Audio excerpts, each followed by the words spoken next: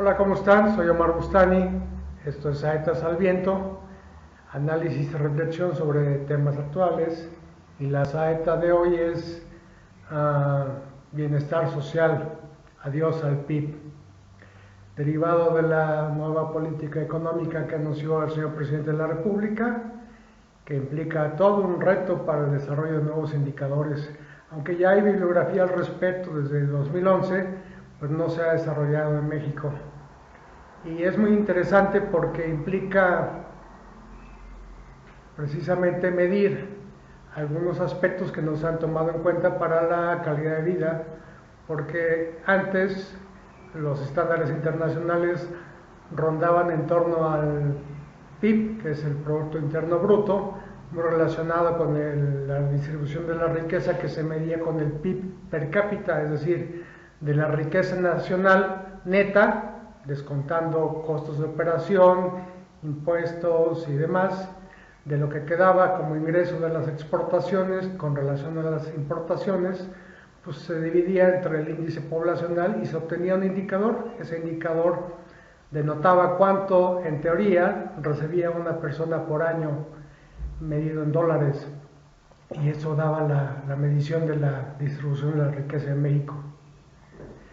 Pero resulta que la medición de la distribución de la riqueza en términos solamente económicos es insuficiente, pues para medir la calidad de vida de la población, porque las personas no nada más viven de bienes y servicios, también hay otras necesidades inherentes al ser, pues como las psicosociales, por ejemplo.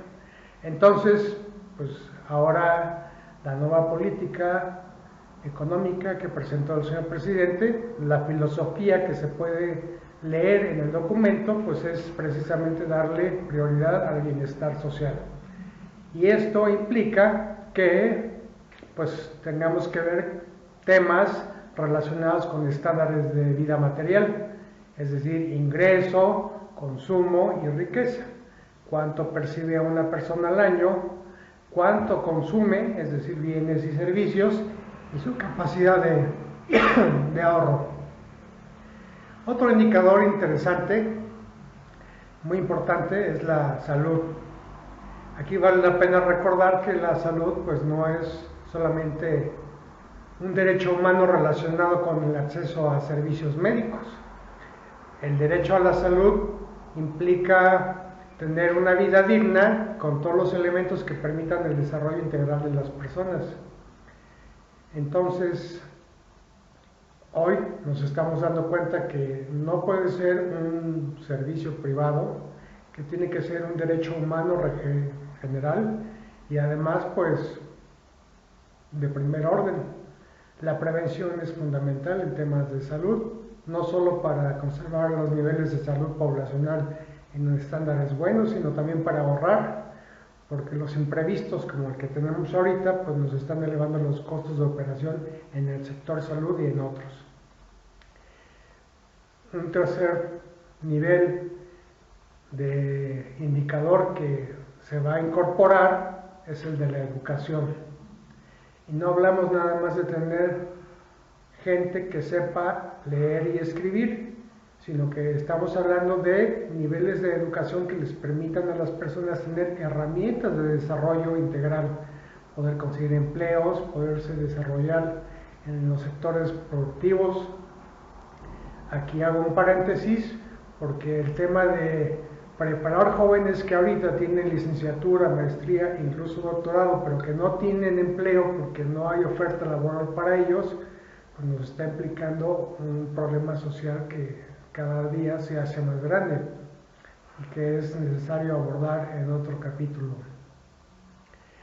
Las actividades personales incluidas en la medición de estos indicadores de bienestar social incluyen el empleo, que desde luego es fundamental poder vincular la oferta laboral con los programas educativos, es decir, preparar profesionales que quepan dentro de la demanda de profesionistas, de especialistas que ofrece el mercado laboral.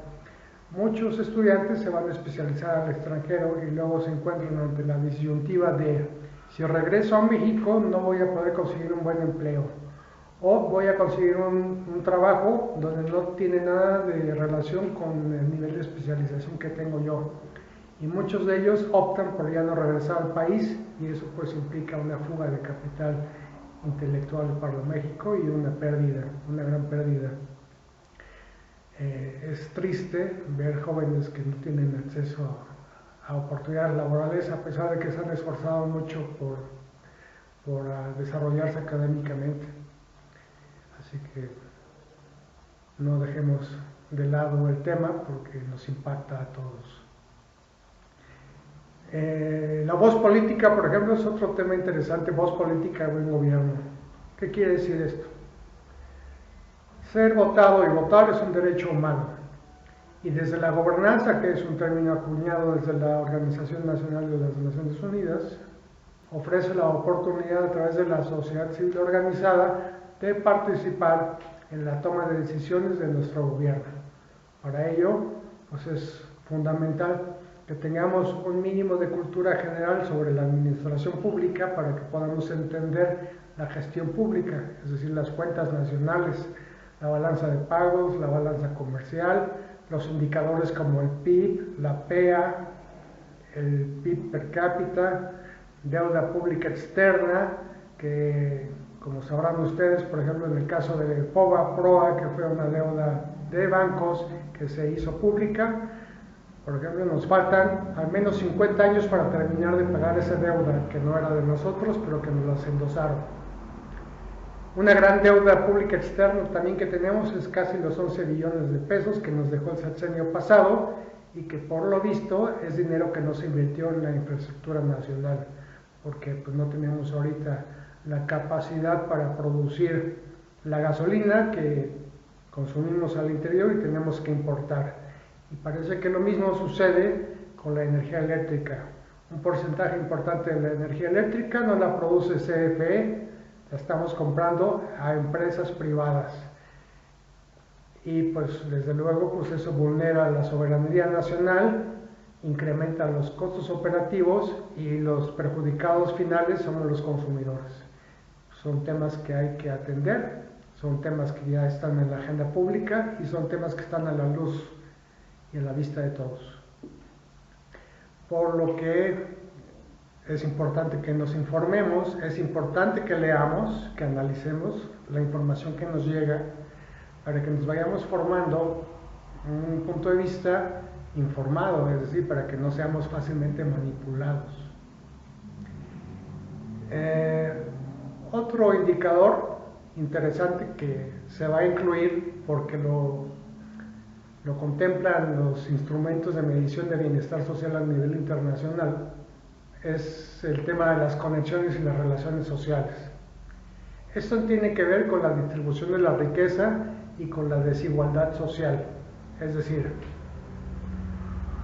una persona pobre que ha vivido en pobreza por algunas generaciones se encuentra en tal grado de marginación que no tiene los elementos suficientes para salir adelante. Es decir, ser pobre no nada más implica no tener dinero para comprar alimentos y vestido, sino que ser pobre implica vivir en una zona marginal con altos problemas de seguridad, de salud, no tienen servicios, carecen de agua, de drenaje, el transporte público es más caro, es decir, personas que tienen menos ingresos tienen que gastar más para poder hacer algo. Mientras que las personas que tienen ingreso, que tienen empleo, que tienen riqueza, pues todo se les facilita. Dicho en términos cortos, es personas que durante generaciones, desde que nacen hasta que mueren, no tienen nada. Y personas que durante muchos años, desde que nacen, lo tienen todo. De ese tamaño es la brecha social y de este tamaño es la división social que existe en México. Es decir, es una cuestión inmoral que no se puede seguir sustentando. Es doloso, es vergonzoso tener una situación así. La gente que está en pobreza no está así porque quiere. Está así porque no ha tenido los medios para salir adelante y porque también han sido parte pues, de planes sistémicos de administración de la pobreza por parte de los grupos políticos para hacerse del poder y perpetuarse ahí. es decir, tener votos por hambre. Las cosas hay que decirlas claramente, porque ya estamos en el tiempo de cambiar paradigmas, es decir, tenemos que cambiar lo políticamente correcto por lo socialmente correcto, si no, no vamos a cambiar. Entonces, nos encontramos en esta situación de cambio, de cambios radicales, donde se están moviendo muchas cosas en las estructuras políticas, sociales y económicas. Por ello, y por el bien de todos, creo que sí nos conviene cambiar los chips, cambiar los paradigmas y pensar en el beneficio de todos, es decir, ganar, ganar. Si hay distribución de la riqueza y la gente tiene ingreso, el ingreso genera activación de mercados, producción de bienes y servicios, empleo, capacidad de pago crediticio y fiscal, rentabilidad y capitalización. Todo ello le conviene a la clase empresarial porque eso implica crecimiento para sus empresas y crecimiento para sus capitales, para que puedan abrir más empresas, para que puedan invertir en otros sectores. Entonces, ganar, ganar implica eso. El bienestar social implica pensar en el bien común, no nada más en el bien de un grupo o de dos. Por ello, no debemos olvidar estos grandes indicadores que nos vamos a encontrar con una regularidad mayor en los medios de comunicación. Mientras se vayan abriendo los círculos de análisis y de discusión, seguiremos viendo estos estándares que les estoy diciendo, que se encuentran en documentos de uso público para consulta y análisis. Les voy a poner la liga de algunos de ellos. Y estamos hablando, por ejemplo, estándares de vida, material, salud, educación, actividades personales, voz política y buen gobierno, conexiones y relaciones sociales, seguridad y medio ambiente. Recordemos que un pueblo que no tiene seguridad no tiene libertad, y sin libertad no hay vida. La cuestión ambiental también es muy importante, porque si tenemos aire, agua y tierra contaminados, nos estamos contaminando a nosotros mismos, y eso detona enfermedades y baja también pues la calidad de vida de la población. Por ello es muy importante que nos vayamos documentando, que preguntemos. Un pueblo bien informado hace buenas preguntas, y las buenas preguntas siempre detonan análisis y reflexión.